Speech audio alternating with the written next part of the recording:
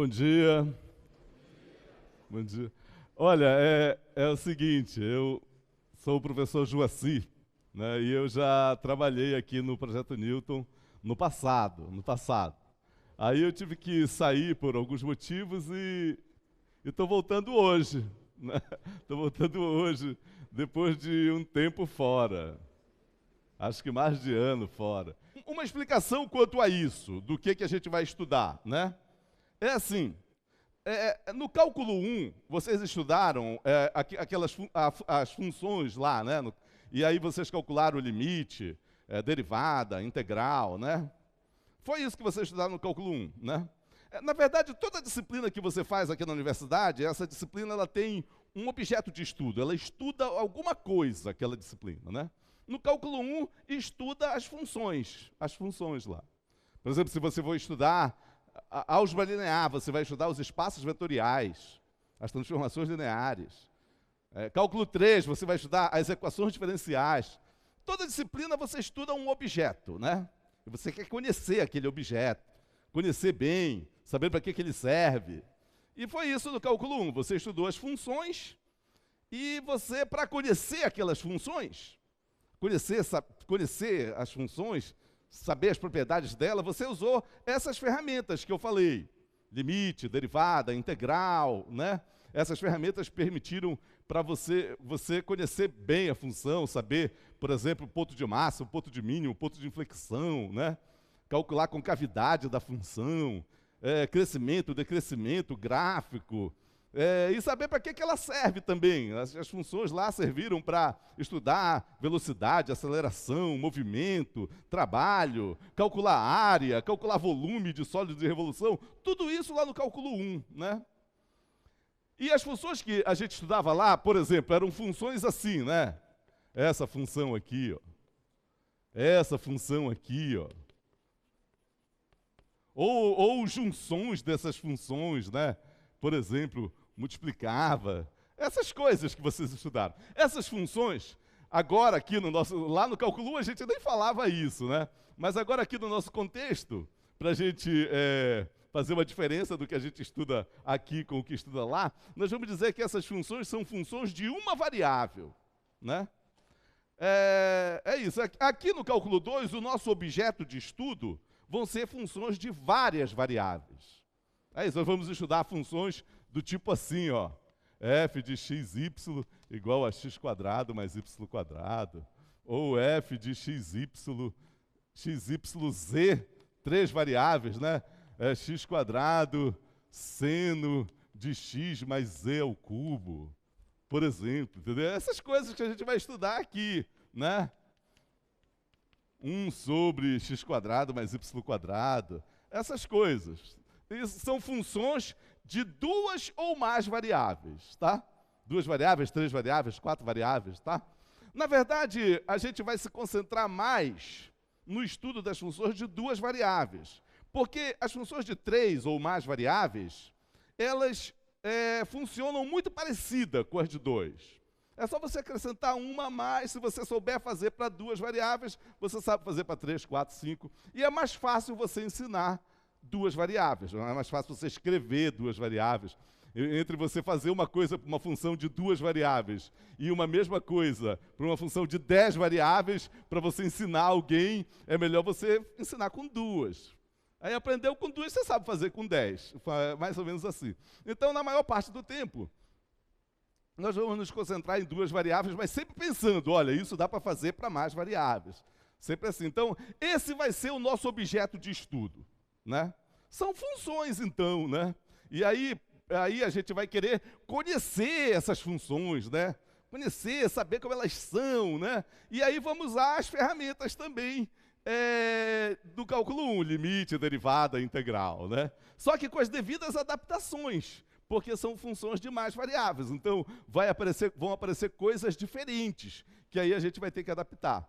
Então, resumindo, o nosso curso de cálculo 2, ele é como se fosse o cálculo 1, adaptado para funções de mais variáveis, de várias variáveis, tá? Então, tudo que a gente vai fazer aqui é assim, olha, tem essa função aqui, ela tem 2 variáveis, tem 3 variáveis.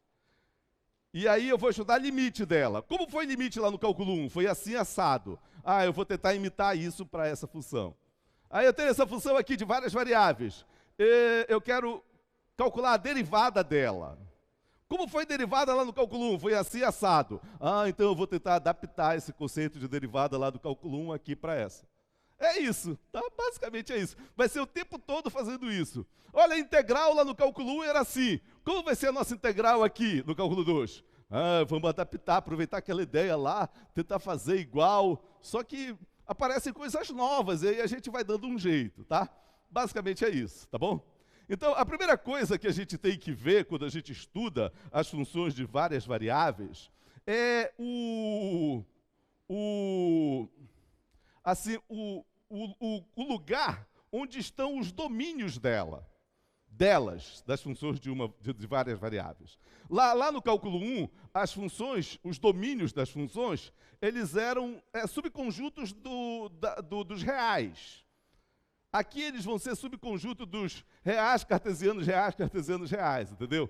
Para cada variável eu vou ter que ter um conjunto de números reais. Por exemplo, se eu tenho duas variáveis, uma função de duas variáveis, eu vou ter que ter o conjunto dos números reais cartesiano com o conjunto dos números reais. Para cada uma dessas variáveis morar num desses, né? Então, esse real cartesiano com o real, a gente chama de real ao quadrado, é o R2. Aí, se eu tiver uma função de 3 variáveis, eu vou precisar fazer o conjunto dos números reais, produto cartesiano dele, 3 vezes. Aí vai ser o R3. E aí eu tenho que saber algumas coisas sobre esses conjuntos, R2, R3, R4, que nós vamos nos referir a eles, de um modo geral, como sendo os RNs, tá? Então, a primeira coisa que a gente vai estudar vai ser os espaços RNs.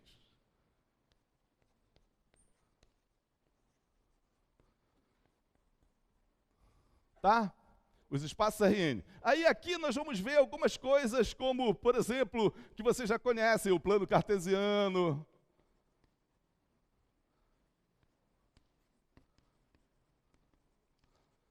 Que é para o R2. E aí nós vamos ver o sistema de coordenadas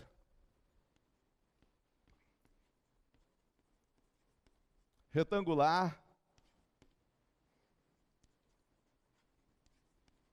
tridimensional.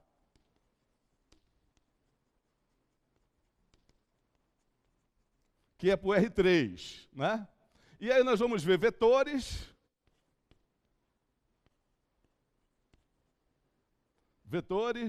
E vamos ver equação da reta e equação do plano.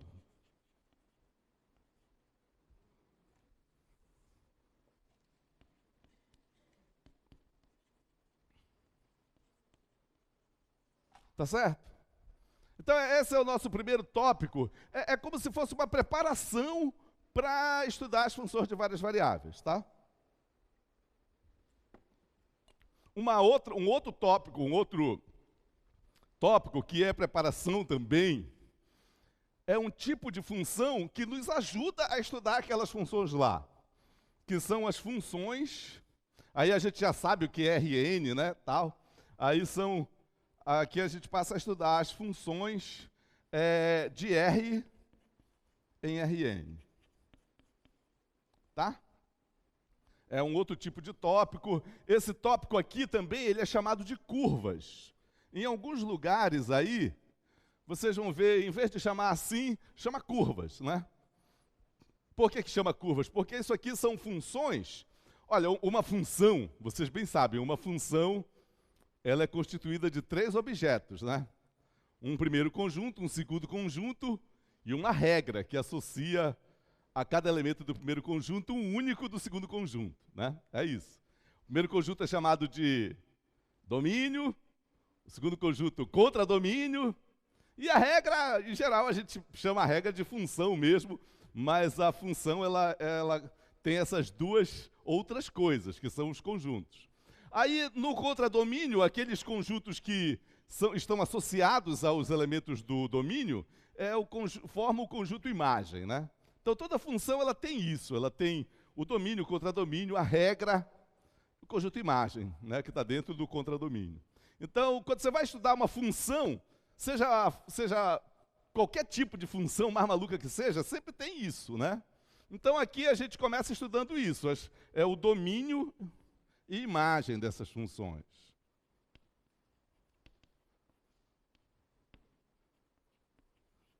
Escrevendo aqui abreviado, seria domínio e conjunto imagem, né? Aí a gente vai ver que esse conjunto imagem aqui, em muitos casos assim, por exemplo, quando aqui o n é 2, aí esse conjunto imagem é uma circunferência, é uma parábola, é uma senoide, é uma elipse, é uma curva em geral, né? Aí por isso que esse tópico recebe esse nome alternativo aí, curvas, né? Porque o conjunto imagem dessas funções são curvas. Mas nem sempre, às vezes, por exemplo, é uma reta. Às vezes é um ponto. Então é um nome que não é muito apropriado, né? Tá bom? Ok. Aí a próxima coisa que a gente estuda aqui é o limite e a continuidade dessas funções. Limite e continuidade.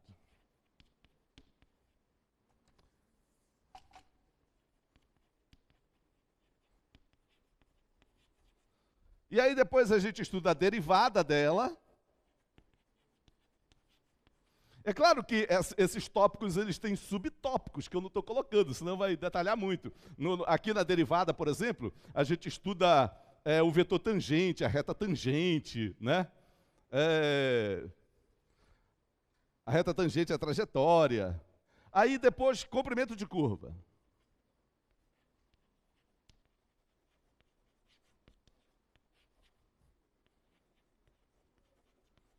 Então, como eu disse, essas funções, o conjunto imagem é uma curva. Aí a gente vai querer calcular o comprimento dessa curva, né? Aí usa integral, né? Usa integral, tem uma fórmula. Tá, isso aqui é a introdução, né? São ferramentas que a gente precisa para estudar o nosso verdadeiro objeto de estudo, o nosso principal objeto de estudo, que são as funções de várias variáveis, tá? Aí então começa agora o estudo das funções de várias variáveis, né? Que são as funções de Rn em R, né? Esse é o nosso principal tópico.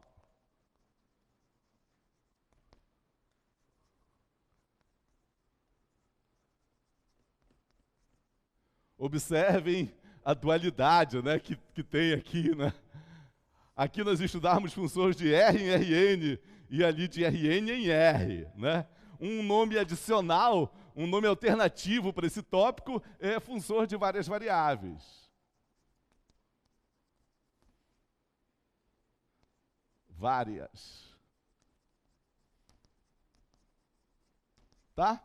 Funções de várias variáveis. Como eu disse, isso aqui é o conjunto dos números reais, cartesiano ele próprio n vezes. Em cada um desse conjunto de números reais vai ter uma variável. Então, esse aqui vai ser essas funções aqui, esse aqui é o domínio, esse aqui é o contradomínio, né?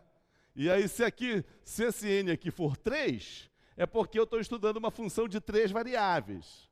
Se for 2, é porque é uma função de 2 variáveis. É isso, e assim por diante, tá? Se for 4, uma função de 4 variáveis, ok? E aí, bem, aqui a gente começa a estudar as funções, e aí é aquilo que eu disse. A gente vai tentar, então, adaptar o cálculo 1 para isso, né? Aí estuda tudo aquilo lá do cálculo 1, mas com as adaptações, com as coisas novas que surgem. A primeira aqui, a gente vê logo o domínio também. Como eu disse sempre, a gente estuda logo isso quando estuda a função, né? Domínio e imagem. E aí, quando esse n é 2, aí ele tem uma característica própria. As funções aqui, a gente estuda uma coisa que é própria das funções de 2 variáveis, que são as curvas de nível.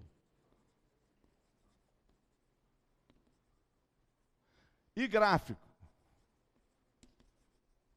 Aqui ocorre uma coisa interessante, porque vocês viram lá no cálculo 1, o gráfico de uma função, por exemplo, o gráfico dessa função aqui, né? Ele é uma parábola. né? O gráfico dessa função aqui é uma senoide, né? É uma coisa aqui assim, tá? Aí, aqui no cálculo 2 vai ser diferente, né? O gráfico desta função aqui, por exemplo, vai ser uma superfície assim, ó. Tipo uma concha, né? Que a gente vai chamar de paraboloide. Né? Parece uma parábola, né? É isso aí, então, mas isso é próprio para o n igual a 2, né? Para n igual a 3 não vai ser possível mais desenhar o gráfico. É um problema que a gente vai ter, porque só dá para visualizar gráfico de função aqui no cálculo 2 quando o n for 2, que é o caso mais simples que tem, né? Quando o n é 3, já não dá para fazer gráfico, né? Mas quando o n é 3, dá para a gente fazer uma coisa que ajuda um pouquinho, que são as superfícies de nível.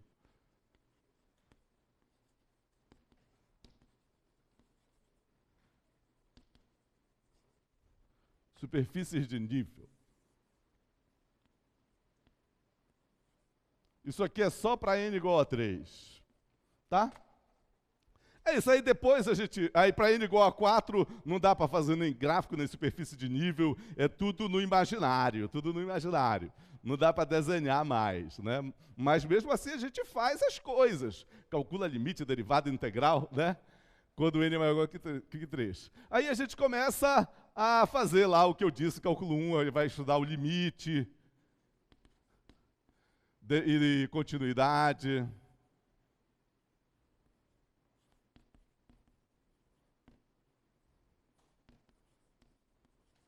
Depois que estuda o limite e continuidade, a gente estuda a derivada. Mas aí aqui na derivada tem um problema, porque quando a gente vai derivar essa função aqui, derivada de x quadrado é 2x. Aí, a derivada aqui, quanto é a derivada dessa? É 2x, mas e o y? Como é que fica? Ah, então é 2y. Entendeu? Aí fica esse negócio aí, quando a gente vai estudar a derivada de uma função assim, qual variável a gente deriva, entendeu? Aí a gente vai derivar o x e vai derivar o y depois. Então são duas derivadas que aparecem aqui. E como uma é só com relação a x e a outra é só com relação a y, nós vamos chamar para essas derivadas de derivadas parciais. Aqui também, ó, são 3 variáveis. Ah, vamos colocar y bem aqui. Eu queria colocar y. São 3 variáveis, x, y e z. Então eu tenho que derivar com relação a cada uma delas, eu vou ter 3 derivadas parciais, tá? Então, derivadas parciais.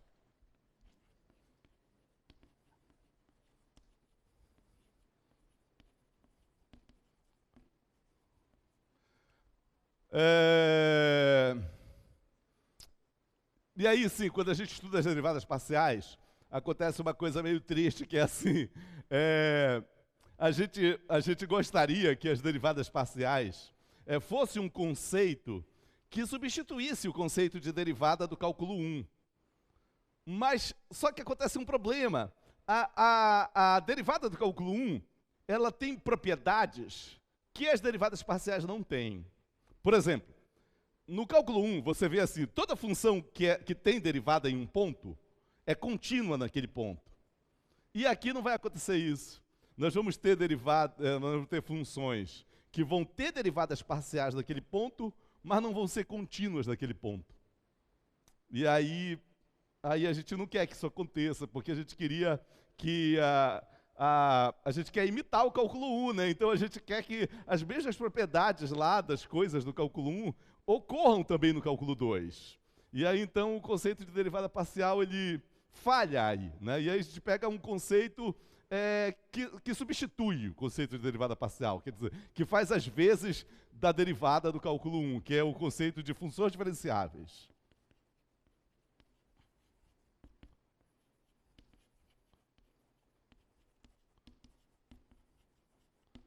Mas o conceito de derivada parcial não morre, não. Ele vai ser útil para todo o resto do curso, inclusive aqui para derivadas para funções diferenciáveis. Porque, por exemplo, nós vamos provar uma coisa assim.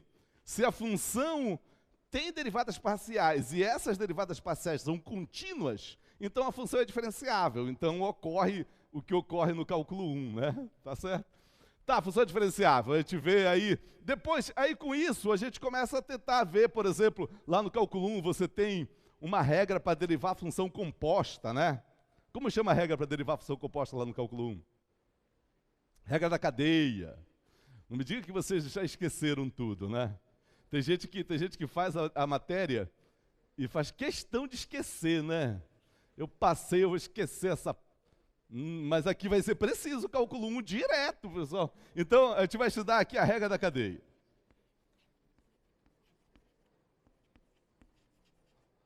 O que é a regra da cadeia? A regra da cadeia é uma maneira de derivar função composta, é isso. Aí vai ter uma fórmula para a regra da cadeia. Uma fórmula que é diferente lá do cálculo 1, é parecida, mas é diferente. É uma fórmula que envolve vetor, produto escalar de vetor. Por isso que a gente estuda vetores aqui, ó, que é para chegar nessa hora.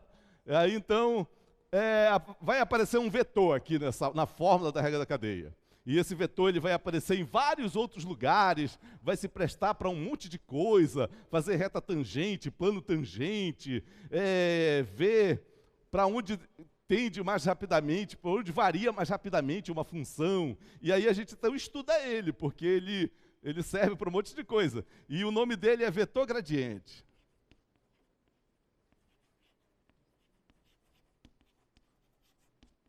Tá? É isso. Aí, depois do vetor gradiente, a gente estuda... Aí sim. Aí, o que acontece é o seguinte, pessoal. O que acontece é o seguinte. Quando a gente estuda as derivadas parciais, a gente pega uma função dessa e deriva com relação a x, depois deriva com relação a y. A gente dá uma interpretação geométrica para a derivada parcial. Que nem lá no cálculo 1 a gente dá uma interpretação geométrica para a derivada. Qual é a interpretação geométrica da derivada do cálculo 1? O que é a derivada geometricamente no cálculo 1? É o ângulo que a reta tangente faz com o eixo x, né? O ângulo que a reta tangente faz, a reta tangente é o gráfico, faz com o eixo x. Então, a derivada lá do cálculo 1, ela tem a ver com um eixo, né? Aí vai acontecer isso aqui também. A derivada com relação a x vai ter a ver com o eixo x. E a derivada com relação a y vai ter a ver com o eixo y. Esse negócio do eixo x, eixo y, é o que aparece aqui no plano cartesiano, mesma coisa, que vai aparecer aqui também, no sistema de coordenadas retangular tridimensional. Então, a derivada, ela tem a ver com uma direção, que é a direção do eixo que está associada. A derivada parcial com relação a uma variável, ela tem a ver com uma direção, que é a direção do eixo daquela variável. Tá? Então, se a função tem duas variáveis, como é o caso dessa, cada derivada vai ter a derivada com relação a x, vai estar associada a uma direção, e a com relação a y associada a outra direção. Três variáveis vão ter três direções envolvidas, né? Mas aí a gente vai ficar pensando assim, mas seria legal se a gente pudesse derivar numa direção qualquer, que não fosse só a dos eixos. Eu pego uma direção e derivo daquela direção, né? Aí, por isso que a gente cria o conceito de derivada direcional, que é o próximo estudo aqui.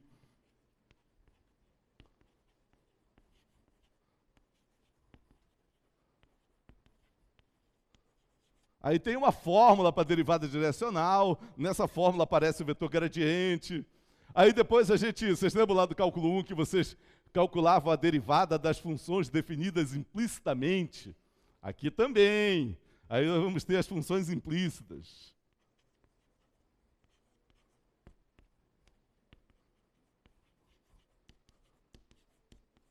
Aí vamos aprender a calcular a derivada das funções definidas implicitamente. Outra coisa lá do cálculo 1. Você pegava uma função e calculava a derivada dela. Aí você pegava essa derivada, derivava de novo, para obter a derivada de segunda ordem, né? Pegava essa derivada de segunda ordem, derivava de novo, e obtinha a derivada de terceira ordem, né? As derivadas de ordens superiores, né? E essas derivadas de ordens superiores, elas tinham lá as utilidades dela, né? Por exemplo, você podia encontrar pontos de máximo e mínimo, ter critérios para saber se um ponto crítico é ponto de máximo e mínimo usando as derivadas superiores. Você fazia, por exemplo, o teste da segunda derivada num ponto crítico para saber se ele era máximo ou mínimo. Ou então o teste da terceira derivada, né? É isso. Ou servia também para ver a concavidade, né? E aí aqui também nós vamos ver as derivadas parciais de ordens superiores.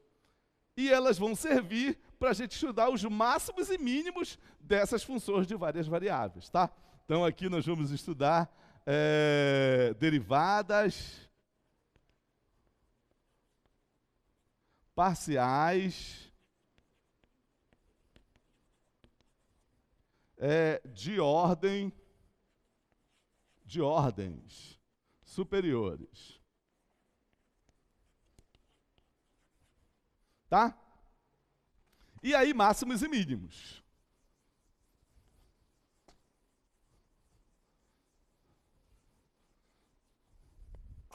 Máximos e mínimos.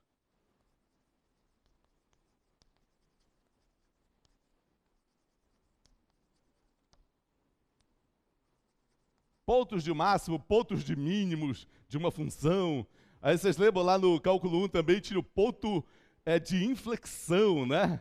Aqui não vai ter o ponto de inflexão, né? Mas vai ter uma outra coisa, vai ter o ponto de Sela. Então aqui, dado um ponto crítico de uma função, um ponto no qual as derivadas se anulam, ele pode ser um ponto de máximo, pode ser um ponto de mínimo ou um ponto de Sela, né? Tudo isso aqui. Aí tá. Aí isso aqui, desde aqui assim, ó, até lá, é a parte que a gente chama de a parte de diferenciabilidade. Porque em tudo isso aqui está envolvido derivada fortemente, né? Mas aí termina aqui, aí começa a integral.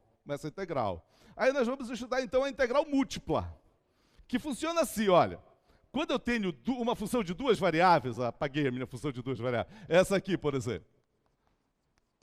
x ao quadrado, xy, por exemplo. É uma função de duas variáveis. Aí eu quero integrar essa função.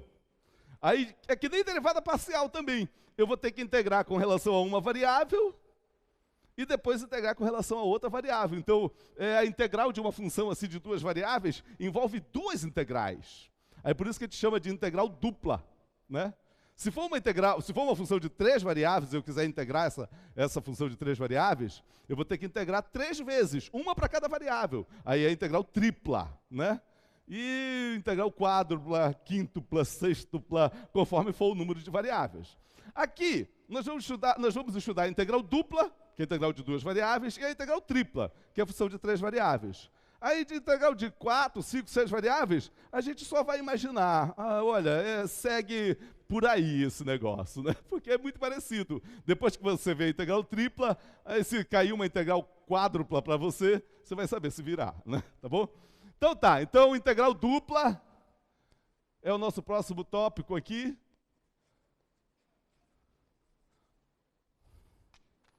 Tá acabando. Aí aqui tem uns subtópicos, tá bom? Quando você vê a integral dupla, a primeira coisa que você tem que ver é o que é a integral dupla, né? Então, a definição. Depois, como calcula a integral dupla?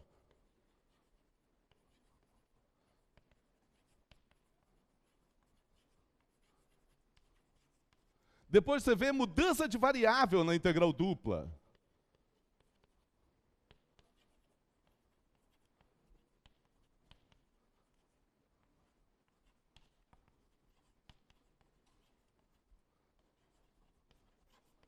Tá? Que nem lá no cálculo 1, né? Você tinha uma integral para fazer, era difícil, não dava para fazer, aí você fazia uma mudança de variável e ficava fácil a integral, né? Aqui também vai acontecer isso. E aí tem vários tipos de mudanças de variável, né? Tem uma que é bem consagrada, a gente se concentra um pouco mais nela, que é as coordenadas polares.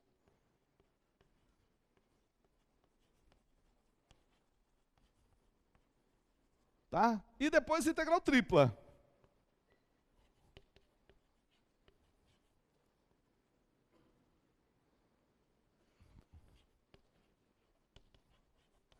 Aí a mesma coisa. O que é integral tripla?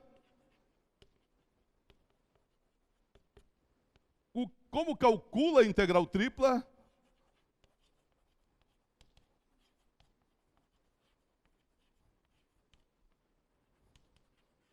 Mudança de variável na integral tripla.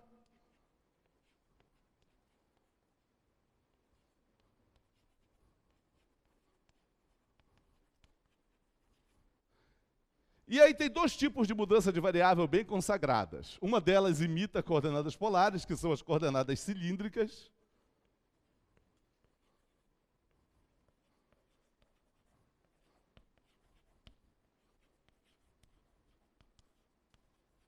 E a outra, coordenadas esféricas.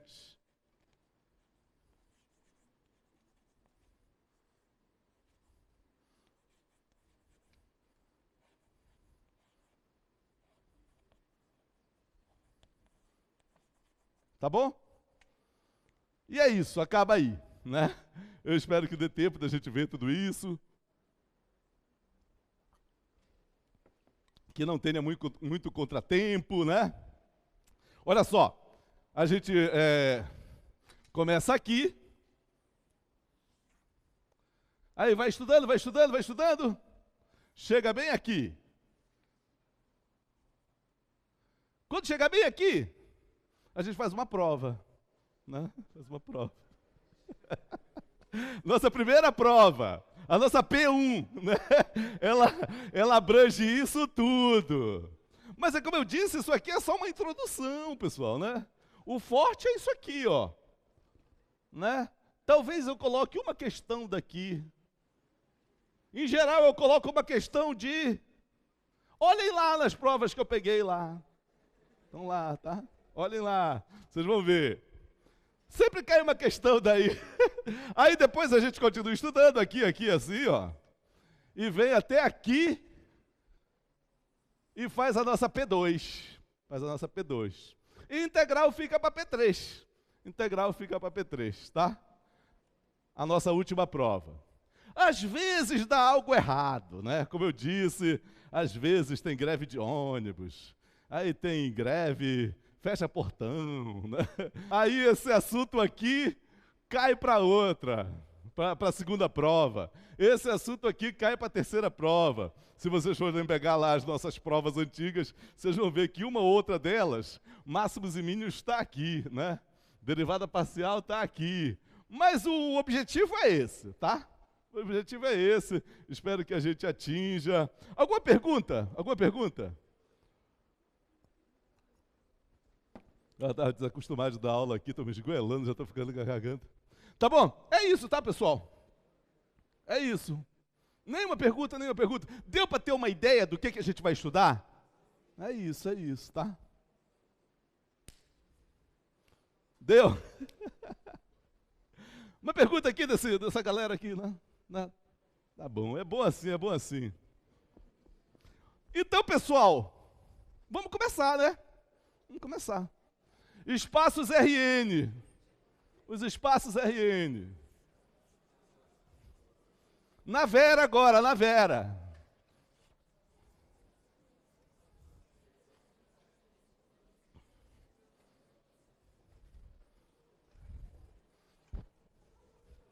Ok? Nosso primeiro tópico, os espaços RNs.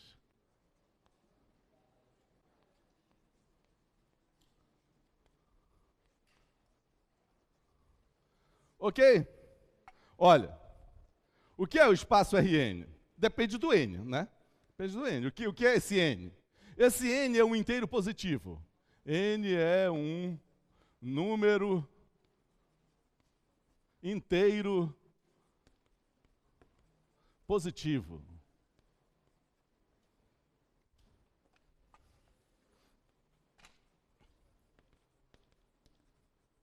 Então o n ele pode ser 1, ele pode ser 2, ele pode ser 3, 4, 5, 6, 10, 100, né? O n é um número inteiro positivo, é um número natural, né? Eu não gosto de falar natural porque tem gente que pensa, tem gente que considera o zero como natural e tem o R0, não tem R0, né?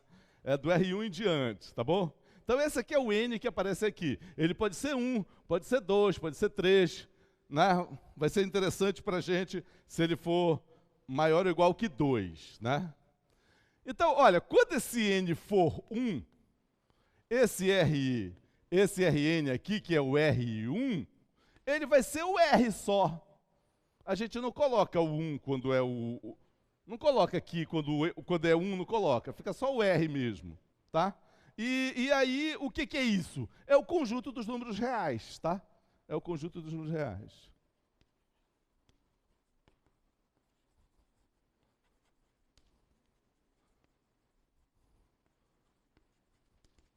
Ok?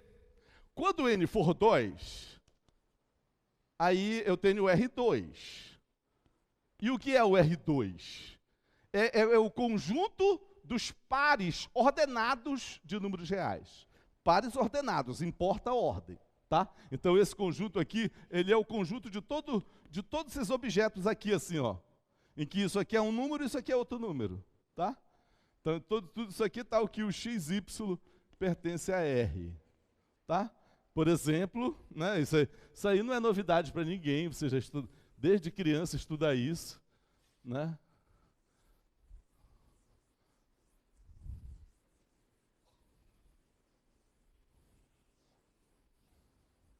Por exemplo, isso aqui é um elemento daí, ó. 2, 7, menos 3, 5 quarto, menos 7 raiz de 2, né? Pi raiz de 3. Tudo isso são elementos do R2, tá? Pares de números reais. Aí, números reais envolve todo mundo, os números inteiros, as frações, os números irracionais, né?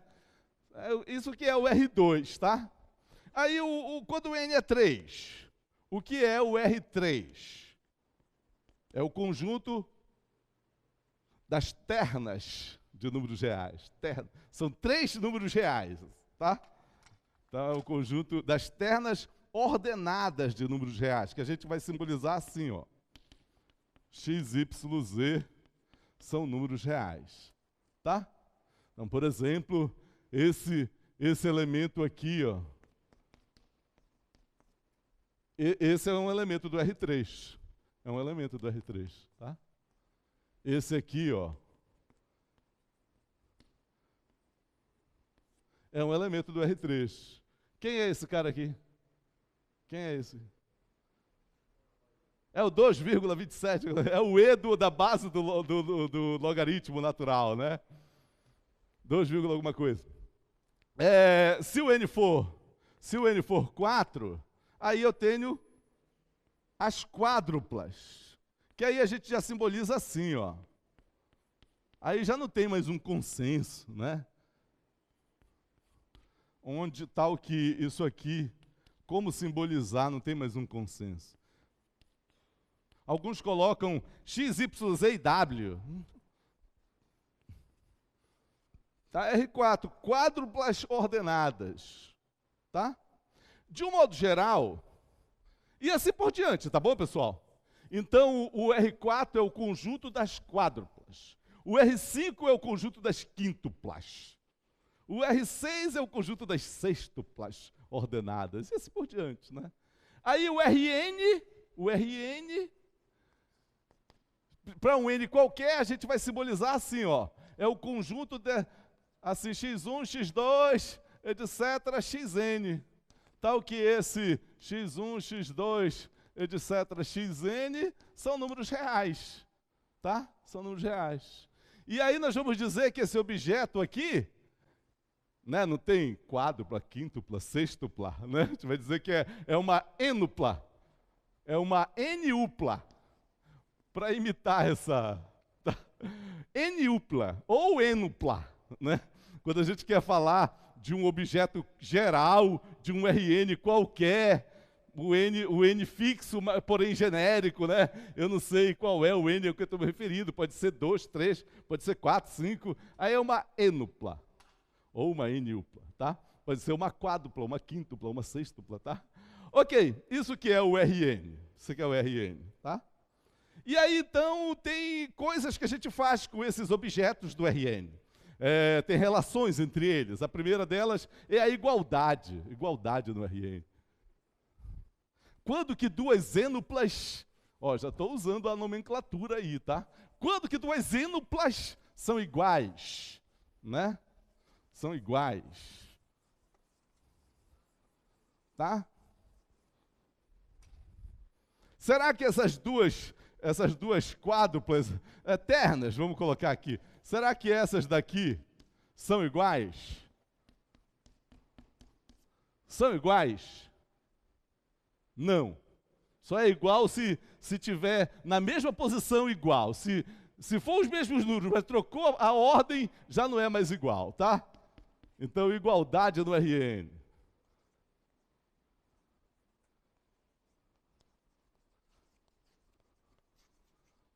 Igualdade.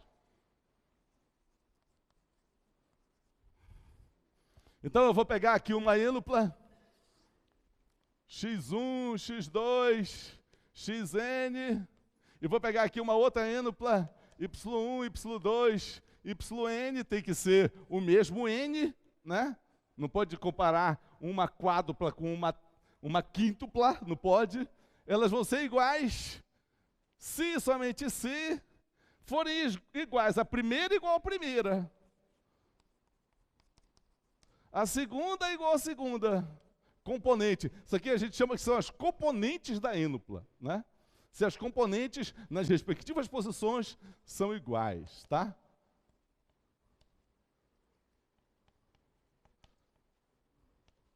Essas duas não são iguais porque o x1 aqui é 4, o x1 aqui é 2. É diferente, então não é igual, tá? Então é isso, né?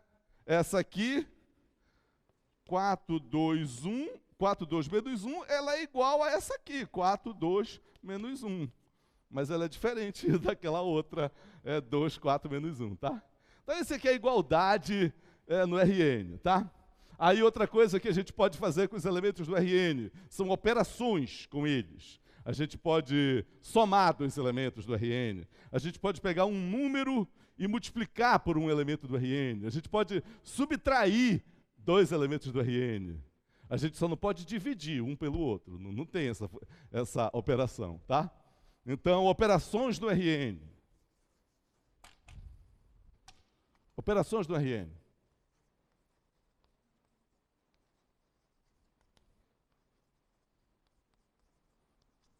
A primeira delas, a adição.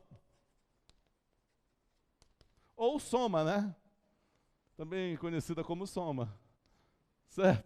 Você pega um elemento do RN, uma ênupla, e pega outro elemento do RN, uma outra ênupla, pode ser ela mesma, inclusive, e soma.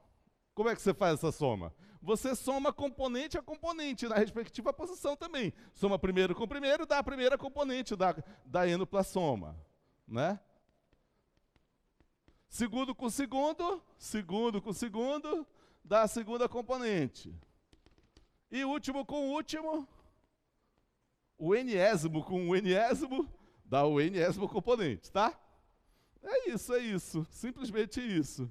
Por exemplo, eu pego a terna aqui, 2 menos 3, 7, e vou somar com a ênupla 5, 4, 2. Eu vou somar primeiro com primeiro, 7. Segundo com segundo, 1. E terceiro com terceiro, 9. Pronto, é assim que eu somo. E se te for uma quíntupla somado com outra quíntupla, é a mesma coisa. Outra operação que a gente faz do RN é pegar um número e multiplicar esse número pelo elemento do RN. Essa operação a gente chama de multiplicação por escalar, né?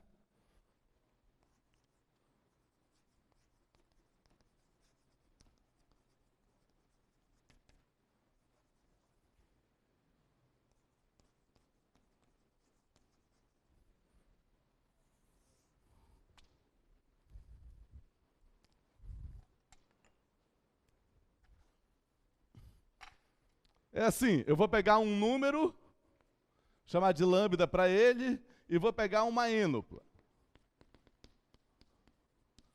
Um elemento do Rn. E aí eu multiplico esse número por esse elemento do Rn. Como eu faço essa operação? Eu pego esse número e multiplico por cada um aqui, né? Lambda x1, lambda x2, lambda xn, né? Tá? Por exemplo, eu vou pegar aqui 3 e vou multiplicar por 2 menos 5 terços e 4. Eu vou pegar 3 vezes 2, 6. 3 vezes menos 5 terços, menos 5. 3 vezes 4, 12. Pronto, tá? É isso. Uma brincadeira, né? Uma brincadeira. É difícil, pessoal. Se você está achando difícil, saia correndo. Vá trancar o curso. Porque o difícil vai chegar ainda. Subtração.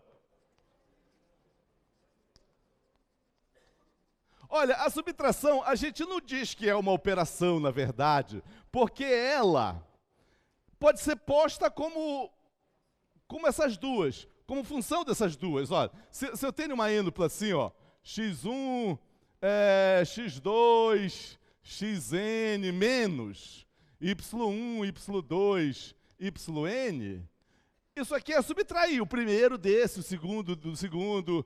Que isso aqui, na verdade, isso aqui é assim, ó, é x1, x2, xn, mais menos 1, o lambda menos 1, vezes a outra ênupla, tá? Então, a subtração, ela pode ser posta como função dessas duas operações aí, tá? Isso. Agora, olha só, uma observação. Uma observação.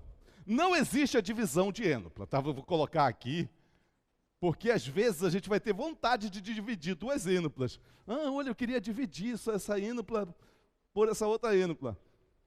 Mas não tem essa operação, tá? Não existe a operação de divisão de n-uplas, tá? Por exemplo, eu vou querer pegar aqui 3, 2, menos 7 e vou querer dividir por 5, 0, 8. Como é que eu faço isso? Eu divido esse por esse por... Não existe isso, tá? Por mais que você queira fazer, olha, se eu dividisse essas ênuplas, eu ia resolver meu problema. Não dá para fazer, né? Não tem isso. Tá bom? Ok. Isso que são as operações do RN, tá? Então você pode fazer essas coisas com esses objetos, né? Outra coisa é interpretação geométrica do RN, né? Interpretação geométrica.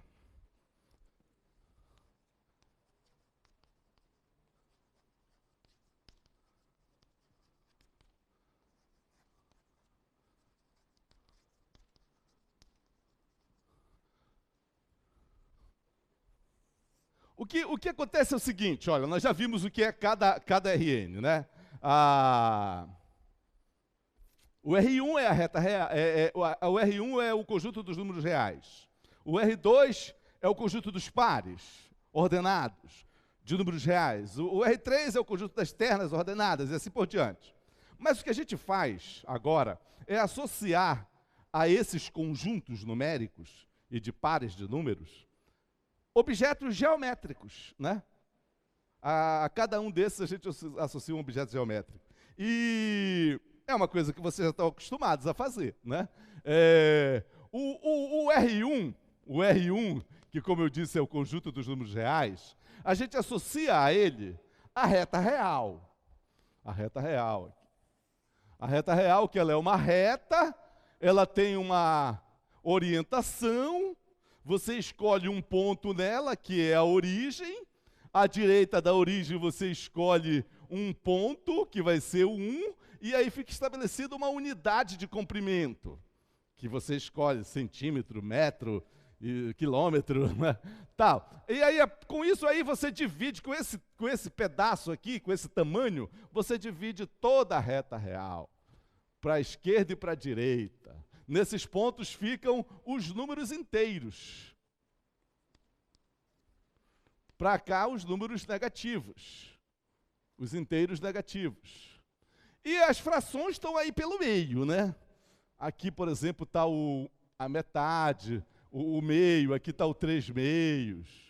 O 3 meios, 3 meios. 3 vezes esse pedaço, 1, 2, 3, né, tá? E pô, o número π está por aqui, ó. O E está por aqui, assim. O raiz de 2 está por aqui, ó. Sei lá, não sei se ele está aqui ou se ele está aqui. Tá, então aí todos os números, né? Todos os números. Ok? Então, o que acontece aqui é o seguinte: para cada número real, você tem um objeto geométrico, que é um ponto da reta, né? Essa é a interpretação geométrica para o R2. Para o R1.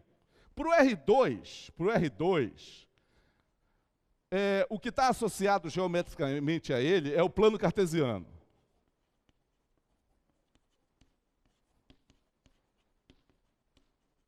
Tá bom? É o plano cartesiano. O plano cartesiano, todo mundo conhece desde pequeno, estudou muito do cálculo 1. O plano cartesiano é um plano, por exemplo, o plano do quadro, em que você traça duas retas perpendiculares. Uma é o eixo X, outra é o eixo Y. Essas retas aqui, elas são essa reta numérica. Você pega uma aqui e uma mesma reta numérica na vertical. Então você vai ter aqui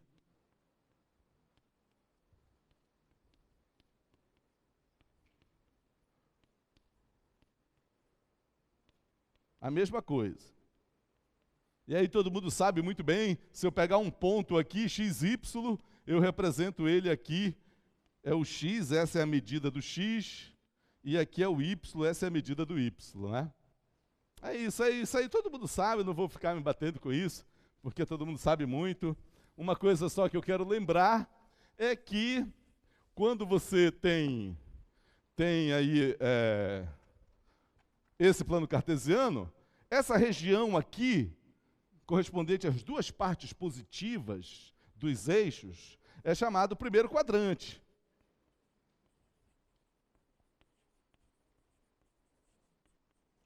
E aí você vai no sentido anti-horário e vai vendo os quadrantes. Aqui você vai ter o segundo quadrante.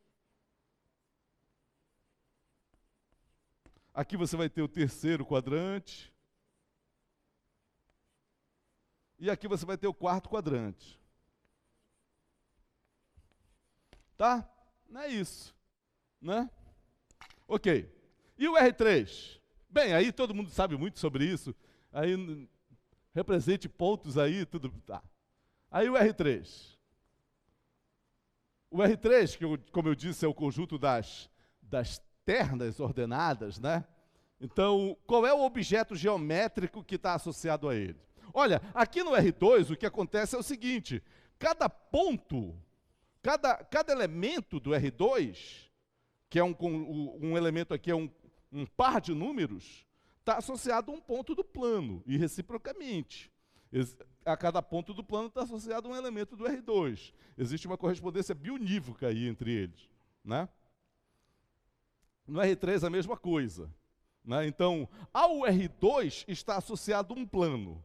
Ao R3, o que está associado ao R3? O nosso espaço aqui. O nosso espaço aqui, entendeu? A gente vive no R3. Entendeu? Nós somos habitantes do R3, entendeu? E funciona assim, olha. Como que a gente vai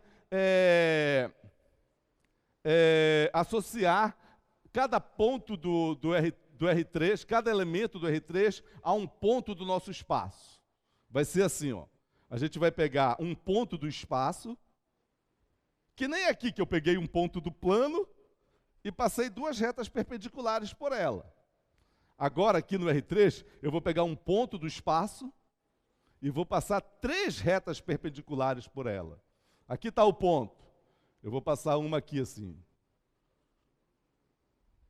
Um dia o projeto Newton vai evoluir tanto que vai ter o giz tridimensional. Vai ficar aqui a reta. Aí eu vou passar uma outra aqui e vou passar uma outra aqui. Tá? Vai ser assim. É uma coisa tridimensional, entendeu? Só que não dá para a gente desenhar no espaço ainda, né? Aí a gente desenha tudo no plano. Aí as coisas deformam um pouco, né? Então, que vai ser assim, ó. Imagina que é esse o ponto aqui. Aí eu vou traçar uma reta aqui, ó. Aí eu vou traçar uma outra perpendicular a essa. E uma outra perpendicular a essa. Essas retas aí, imagina que é um ponto. Para você imaginar legal isso, imagina que você está numa sala, e aqui é o canto de uma sala em que as paredes são perpendiculares, né? Essa sala aqui que é meio ruim, mas tipo... meio ruim para isso, né? Para isso. Mas tipo, olha... Ali tem um canto, olha, onde está a lixeira ali, ó. Tá? Aí, mas é assim, essas retas são perpendiculares. E essas retas, elas são retas numéricas, tá? São retas numéricas. Imagina que é assim, olha, essa reta ela está no plano do quadro. Essa outra, ela está também no plano do quadro. E essa aqui, ela está perpendicular ao plano do quadro. Só que, né? Olha, é tipo, quando você pega coisa tridimensional e desenha no plano, as coisas deformam, olha, que nem um dado, que nem um dado. Imagina um dado. Aí você pega o dado e vai desenhar aqui, né?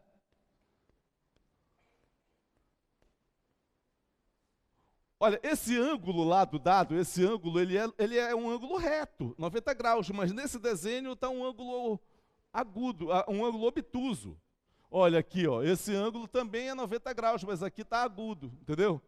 Então, a coisa se deforma quando você pega um negócio tridimensional e desenha no plano. Aqui também vai acontecer isso e a gente vai ter que lidar com isso o resto do curso, né?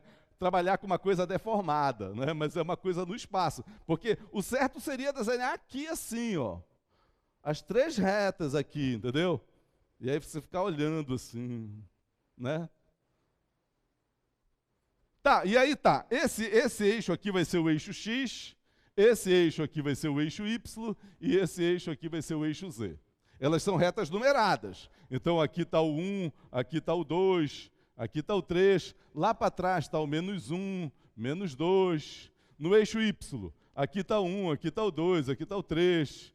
Para trás está o -1, -2. Aqui está o 1, aqui está o 2, aqui está o 3. No eixo Z, aqui está o -1, -2, -3. Tá bom? Olha, no computador fica legal, sabe? No computador fica bacana. Vamos mostrar, ó. Olha ali, ó.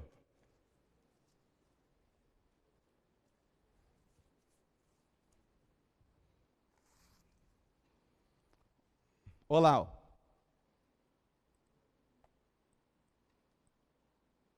Tá bom? Olha o eixo X aqui, ó. Deixa eu ver se eu... Peraí.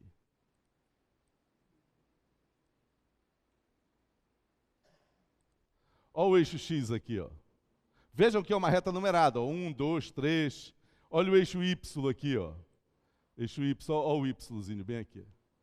Aí 1, 2, 3, -1, -2. Olha o eixo Z lá, ó. Tá bom? É isso. É assim que é, tá? O que acontece é o seguinte, você pode pegar esse eixo, esse sistema aí, assim como aquele do plano se chama plano cartesiano, Esse aqui se chama sistema de coordenadas retangular tridimensional, tá? Esse é o nome para esse do espaço. Aí o que acontece, olha, você pode pegar esse eixo, esse sistema, e desenhar de muitas maneiras. Você pode desenhar assim, ó, o eixo Z apontando aqui para baixo, a parte positiva dele. Você pode girar, entendeu? Você está no espaço, você pode fazer isso, entendeu? Mas o que acontece, você não pode... acontece aqui uma coisa que tem que ser mantida essa posição dos eixos, tá? Se eu for desenhar, eu vou desenhar aqui o meu sistema também, aqui assim, e aí esse aqui é o meu eixo Z, menos 1, menos 2, aqui é o meu eixo X, 1, 2, aqui é o meu eixo Z, menos Y, aí já mudou as coisas, porque onde era para ser positivo, está negativo, não pode ocorrer isso, entendeu? Embora você gire, ele tem que manter, você tem que poder girar de volta e ele ficar nessa posição. O que é positivo no Z para cá, o que é positivo no Y para cá, a parte positiva do X para cá, tem que ficar. E isso que a gente diz que é a orientação dos eixos, ela tem que ser mantida. A orientação dos eixos, você vê por uma regra chamada regra da mão direita, que a gente usa lá para produto de vetores, né? Você tem que imaginar uma coisa assim, olha.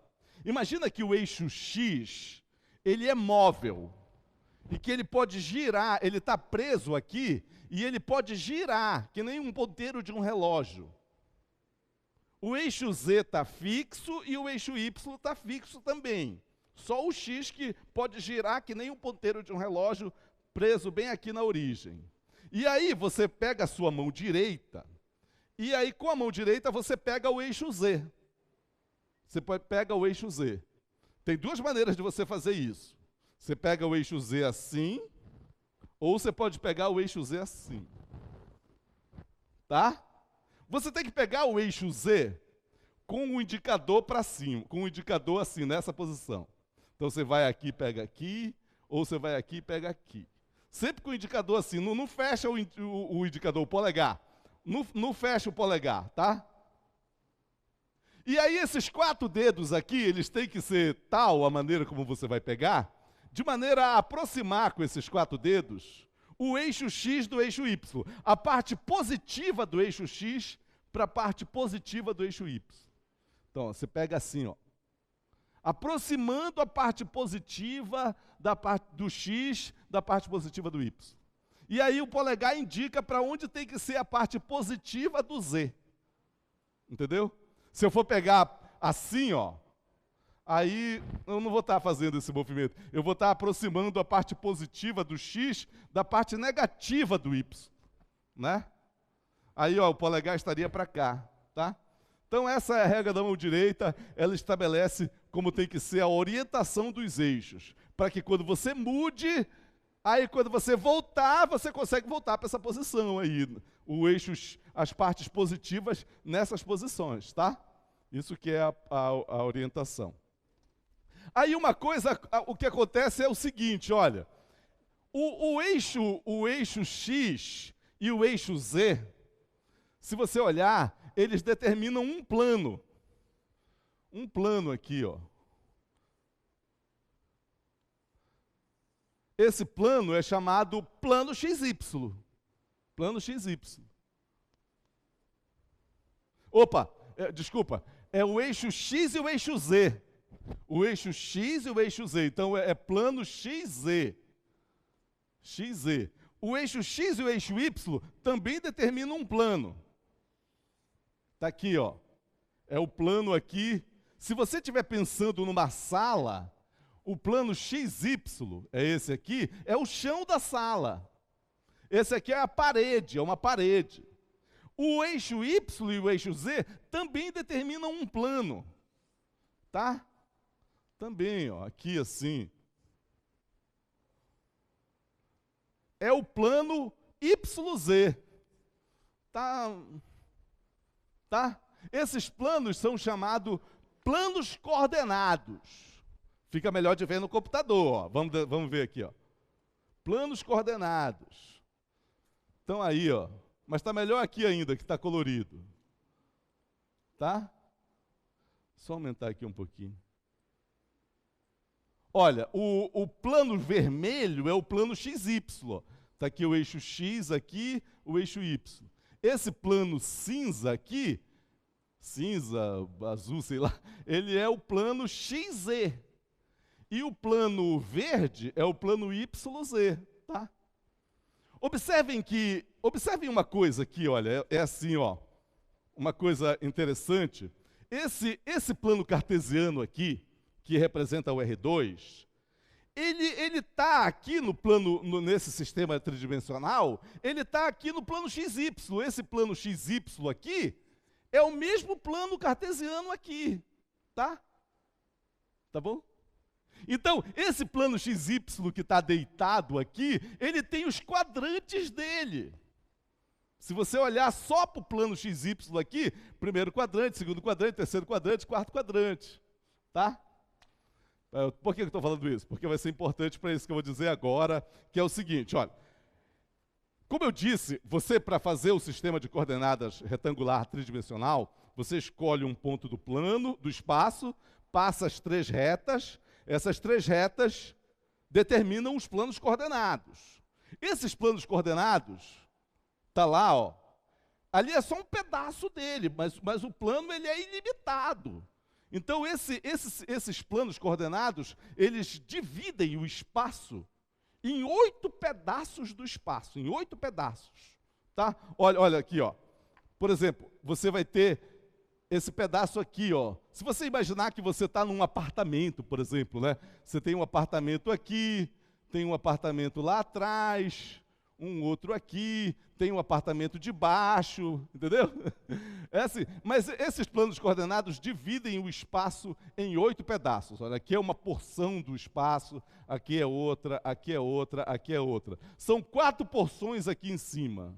E 4 porções do espaço dividido aqui embaixo. Aqui uma, aqui para trás outra, aqui para trás outra. Cada uma dessas porções do espaço é chamada de octante. Octante. Octante, porque são, para lembrar de 8, né?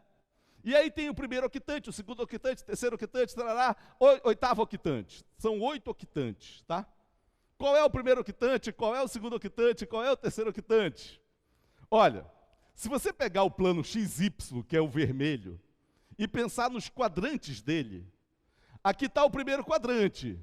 Em cima do primeiro quadrante está o primeiro octante. Aqui está o segundo quadrante do plano vermelho, do plano XY. Em cima do segundo quadrante do plano XY está o segundo octante. Entenderam? É assim que a gente numera os octantes. Então eu tenho aqui o primeiro octante, aqui atrás o segundo octante, aqui, olha, aqui nessa parte de trás, bem aqui, ó, é o terceiro octante, aqui é o quarto octante, o octante que está em cima do quarto quadrante. Vocês entenderam? Entenderam? Aí embaixo do primeiro quadrante do plano XY, que é o vermelho, está o quinto octante. E assim você vai rodando lá no sentido anti-horário, aqui atrás está o sexto octante, bem aqui atrás, olha, bem aqui, ó, assim, ó, aqui, essa região aqui, essa porção do espaço aqui, o sétimo octante, e aqui o oitavo octante, bem aqui, tá bom? Então nós temos aí os octantes, são 8 octantes, tá bom?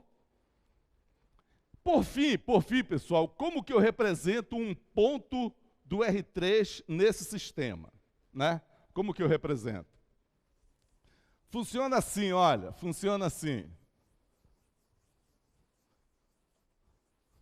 Eu vou desenhar aqui o sistema.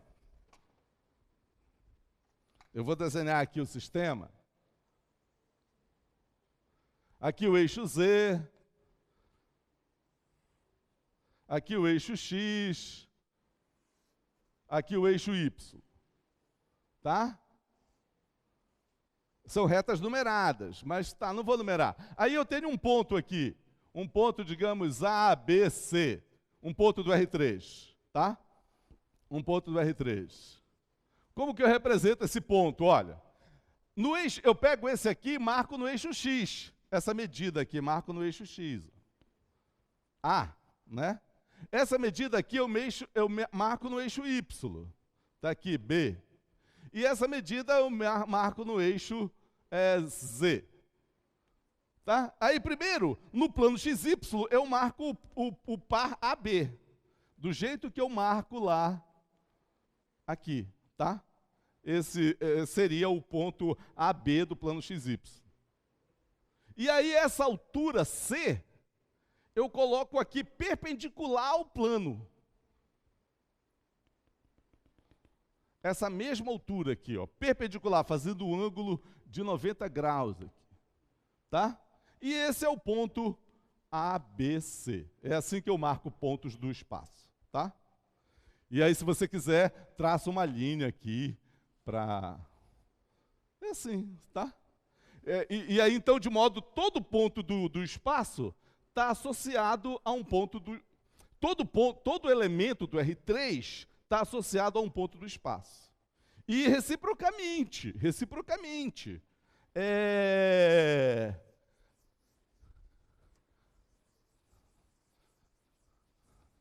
se você tem aqui o espaço, com o sistema dele, tá? X, Y, Z. E aí você pega um ponto do espaço. Um ponto... Aqui elemento do R3, esse ponto está associado. Você faz assim, pega esse ponto e projeta perpendicularmente ao plano XY. Projeta aqui perpendicularmente ao eixo X e vê essa medida aqui.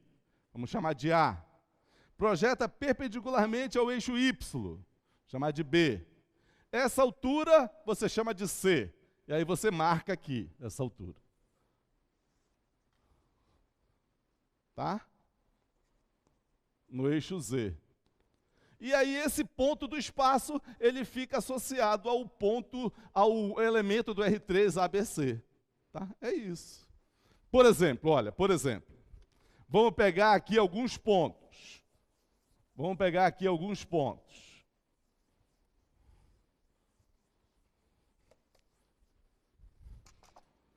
Peguei uns pontos aqui que já estão aí no desenho, deixa eu pegar aqui. Olha, esses pontos aqui, ó. 2, 3, 5. 1, 0, 2. 4, 2, 0. Menos 1, menos 2, menos 4. Não, 1, menos 2, 4. Vamos representar esses pontos no nosso sistema de coordenadas retangular tridimensional. Então, vou desenhar aqui o eixo Z, eixo